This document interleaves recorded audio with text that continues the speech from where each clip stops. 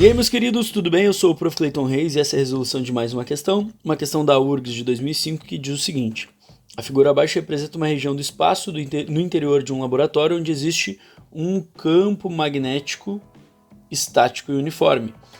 As linhas de campo apontam perpendicularmente para dentro da folha, conforme indicado. Então nós temos a figura aqui. Uma partícula carregada negativamente é lançada a partir do ponto P, com velocidade inicial V0, em relação ao laboratório. Assinale com V verdadeiro ou F falso as afirmações abaixo referentes ao movimento subsequente da partícula com respeito ao laboratório. Então ele vai me dar 3 situações e eu tenho que definir o que está de acordo ou não. Só para a gente entender do que se trata essa questão, né? O que ela está relatando aqui, o que ela está trabalhando. Ela está falando sobre uma coisa que a gente chama de segundo fenômeno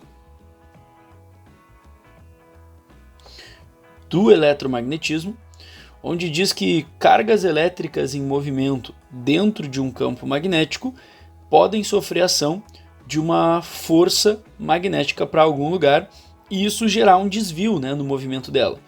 E justamente como é que a gente sabe disso, né? Porque a gente tem aqui uma carga elétrica, conforme que a questão fala, ela está em movimento, conforme que a questão fala também, dentro da região onde existe um campo magnético estático e uniforme aqui.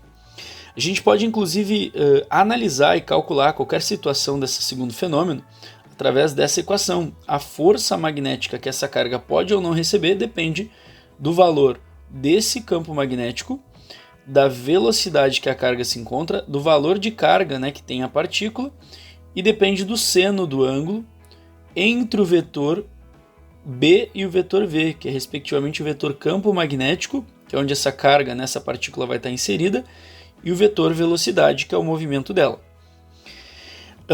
E outra coisa que a gente pode analisar aí também é que para definir se ela vai defletar ou não para algum lugar, a gente vai fazer o uso de uma regra que está dentro aí do segundo fenômeno, que é a regra do tapa. E a regra do tapa consiste em tu pegar a tua mão direita e através do sentido do campo, do sentido do movimento dessa partícula, tu consegue descobrir o sentido da força. E para a gente entender direitinho como é que funciona, só um resuminho aqui do uso da regra do tapa. Então tu vai pegar a tua mão direita, como eu disse, e com o teu dedão tu vai apontar para onde é o movimento da carga, ou seja, o vetor velocidade. Então, sentido da velocidade dessa partícula. Esses outros dedos, eles vão apontar na direção do campo magnético. Deixa eu duplicar aqui, ficar mais fácil para a gente colocar. Então esses 4 dedos, eles vão ser alinhados com o campo magnético em questão. Então, botar a setinha aqui do campo, eles vão indicar para a gente o sentido do campo magnético. Sentido do campo.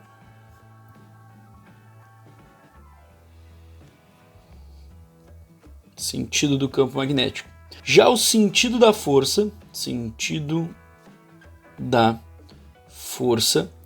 vai depender de qual é o sinal da carga. Se a carga for positiva, o sentido da força vai ser definido pelo sentido da palma, né? Para onde a palma está apontando. Então, carga positiva, a gente vai definir pelo sentido da palma da mão.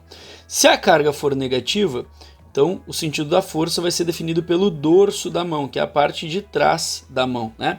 Como a gente tem uma carga negativa aqui em mãos, que a questão nos fala, né? Carga negativa, então a gente vai usar justamente o dorso da mão como referência, tá? Entendendo isso, a gente consegue responder as afirmações agora como verdadeiro ou falso. O que diz ali a primeira? Se V0 for perpendicular ao plano da página, a partícula seguirá em linha reta, mantendo sua velocidade inicial. Esse primeiro está verdadeiro. Mas por que ele está verdadeiro? Porque é o seguinte, lembra que eu falei que o seno, ele determina se eu vou ter força ou não, ele é um dos fatores, e o seno, ele é o ângulo entre o vetor campo e o vetor velocidade. O que a gente tem que cuidar aqui? O seno, ele não pode o seno desse ângulo, ele não pode ser zero, porque se ele for zero, a força vai ser zero. E aí a minha partícula ela não vai sofrer nenhum desvio, seguindo em linha reta como se nada tivesse acontecido. Quando que o seno de um ângulo dá zero? Então o seno ele não pode ser um seno de 0 grau e nem um seno de 180 graus. Qualquer um desses dois vai zerar o seno e consequentemente eu não vou ter força. Aí quando a questão fala que V0 é perpendicular ao plano da página, o que ele vai ser? Ele vai ser paralelo, nesse caso, né? Ele vai ser paralelo ao campo. Se a gente olhar lá em cima, a questão diz, né, que ele é um campo que está entrando de forma perpendicular para dentro da folha. Então, como esse campo ele está entrando, e se a minha partícula ela entrar, ela vai formar um ângulo zero. Se a minha partícula sair, ela vai formar um ângulo de 180. E aí nas duas situações eu não tenho força. Então essa primeira, ok. Professor, eu não entendi direito a parte que tu diz entrando ou saindo na folha. Então imagina mais ou menos o seguinte, ó. Imagina que essa linha que eu estou fazendo é a linha do teu celular, do teu computador, né? A tela do teu celular, a tela do teu computador, do teu tablet.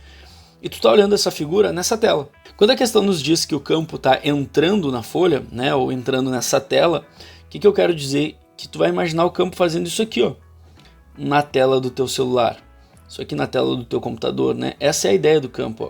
O campo está entrando na folha, entrando na tela, no plano que eu estou analisando, certo? Se a partícula estiver entrando ou saindo, ela vai ter um movimento, como eu disse, paralelo a esse campo. Entrando a partícula seria assim, saindo a partícula seria assim. Ambos os casos o seno vai zerar e eu não tenho força. Bom, com isso eu já tiro a alternativa B, C também sai fora, ficando ali A, D ou E. Agora, continuando. Se V0 aponta para a direita, a partícula se desviará para o pé da página. Bom, se V0 apontar para a direita, então imagina aqui o pontinho P, ó, o V0 para a direita, ou seja, a velocidade da partícula é para a direita. Bom, nesse caso a gente tem um seno de 90 graus, que dá 1, beleza, vamos ter a força. Agora eu tenho que saber se o desvio realmente é para o pé da página. E aí para isso eu vou usar a regra do tapa. E como que vai ficar a minha mão então? O dedão ele tem que apontar para onde a carga está indo, no caso, seguindo ali o vetor velocidade para a direita. E os outros dedos vão indicar o campo, ou seja, eu tenho que apontar entrando na tela. Então tu vai pegar os teus dedos e vai apontar em direção à tela que tu está analisando essa questão agora. Teus dedos, tua mão tem que ficar mais ou menos dessa forma aqui, ó. Esse dedo apontando no sentido da carga e esses dedos mostrando que o campo está entrando.